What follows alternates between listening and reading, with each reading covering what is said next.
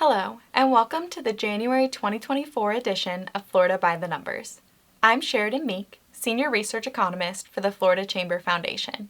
In this first edition of 2024, we will be walking through the latest updates to Florida's employment statistics, new metrics on Florida's economic growth, and taking stock of Florida's housing market. As we dive into what is going on in Florida's economy, the Florida Scorecard gives us a high-level look at key metrics in real time. The number of net new jobs needed, the number of open jobs, and the unemployment level all give us a picture of Florida's tight labor market. Consumer sentiment reflects Floridians' view on the economy, giving insight into many factors that can influence how consumers will interact with our economy in the near future. Finally, what is happening in the housing market makes an impact on many factors of the economy. As we look closer at these metrics and more, keep in mind that you can find them all at the state and county level on the floridascorecard.org. Looking first at Florida's labor market, employment rose above 9.8 million in December. This was an increase of more than 240,000 over the year and 16,000 over the month. While monthly growth rates give us insight into the economy over a short time period, annual growth rates give us a better picture of the overall trends in the economy. Over the last couple of years, slowing job growth has been a trend in Florida. Florida's annual job growth in December slowed by 0.3%. Florida is still adding jobs and does so at a faster pace than the nation as a whole, but this month's larger than average cooling of job growth might be the beginning of stabilization in the labor market. Although slower, that annual job growth was seen in every industry in Florida, the first time this has happened in a few months. Education and health services, primarily led by healthcare jobs in this case, remained the industry to see the most gains in December. Shifting our focus to unemployment, the number of unemployed Floridians increased by 10,000 from November to December, and the unemployment rate ticked up to 3%. This increase in unemployment was also coupled with a slight decline in open jobs, which narrowed Florida's gap between available workers and open jobs. Currently, for every 100 jobs needing workers, 91 Floridians are looking for work. While the job market at the state level is beginning to balance out by these estimates, zooming in by county tells a different story, one that varies greatly by region. Some counties, like Leon County, are seeing much wider gaps. In this case, 55 unemployed people for every 100 open jobs, while other counties, like Flagler, are seeing more unemployed people than open jobs. Workforce shortages vary by area and also by occupation. Our team has looked at the data in great detail and found that there is even more to the story when looking at the skills and occupations that are experiencing the largest gaps. The top example here is nursing. Registered nurses continue to be the most in-demand occupation. The specialized skill of nursing is needed for just under 8% of jobs in Florida, but only 1% of candidates are trained in it.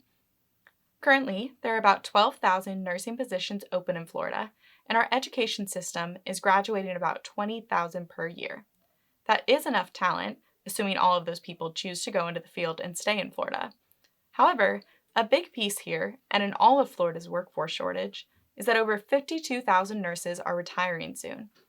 All of this month's labor market figures, open jobs, unemployment, in-demand skills, and occupation shortages are telling the bigger story of what Florida's workforce needs look like right now.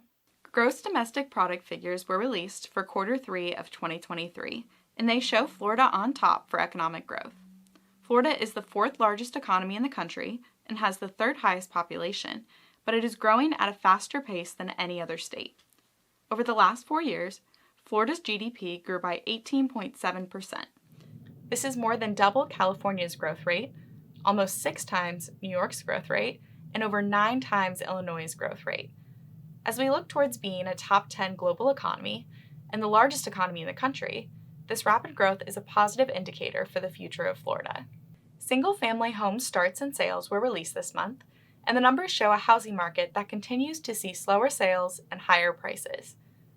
Many expected single-family home sales to return to pre-pandemic levels in 2023, but as new December data completes the picture for the year, it is evident that this is not the case. The 12-month rolling average has been declining since the peak in 2021 and is now below the 2018 to 2020 values. But prices are up nearly 4% from this time last year, getting steeper and steeper compared to the low prices we saw in 2020. soaring inflation and high mortgage rates are the big culprits there. Florida's consumer sentiment measures Floridians' outlook on the economy and has been fluctuating in recent months. Florida's consumer sentiment improved to 69.5 in December. This was an increase from November, which means that people viewed Florida's economy more positively in December than in November. The annual average consumer sentiment was also recently released and sits at 67.9, which is the third lowest in index history. Despite a slight increase in December, the bigger picture here is that, on average over the year, Floridians had the third most negative view on the economy since consumer sentiment started to be measured. High inflation is a big factor in that. As we look forward into 2024, we are keeping our eye on how consumers' views will shift. Every year, the Florida Chamber Foundation releases our annual economic forecast. We will be releasing our full Florida 2024 economic forecast at our virtual 2024 Florida Economic Outlook and Job Solution Summit this Thursday. To give a high-level look at our forecast, we expect Florida to have a year of slower but more sustainable economic growth. Florida has seen unprecedented growth these past couple of years, and we think that 2024 will be the year of a new normal. The GDP growth will slow down, but still be positive. We expect a small decline in interest rates, which could lead to some stabilizing of the high prices in the housing market. And finally, we expect once again to be the #1 state in the nation for income migration. We invite you to hear the full Florida economic forecast for 2024 at our upcoming Solution Summit. In addition to our exclusive 2024 local and national economic forecast, we will explore topics on every business leader's mind, including Florida's workforce shortage, property insurance crisis, income migration, and other key factors impacting Florida's economy and the way we live and do business. Please register yourself and your team before registration closes on Wednesday. If you are unable to make it to the live Solution Summit, you can still purchase your pass and access the content for up to 2 weeks post-event. Be sure to register at our special reduced rate using the code on the screen. The FloridaScorecard.org is updated regularly and continues to track the metrics discussed today, in addition to hundreds of other state and county metrics. The Florida Scorecard and our team's accompanying research and analysis on these metrics are made possible by the leadership of the Florida Chamber Foundation's Community Development Partners. To stay up to date on the metrics that matter to securing the future of Florida as soon as they are released, there are a couple of ways you can stay connected. Follow @FloridaBTN on Twitter, where updated figures and accompanying analysis are tweeted instantly. Also, be sure to check the FloridaScorecard.org on a regular basis. Updated metrics are added as soon as available to help Florida's leaders lead. If you have any questions regarding the topics covered today or the work of the Florida Chamber Foundation, please reach out to me through the information on the screen. From everyone at the Florida Chamber, thanks for tuning in for another update on the metrics that matter as we work to move Florida to a top 10 global economy by 2030.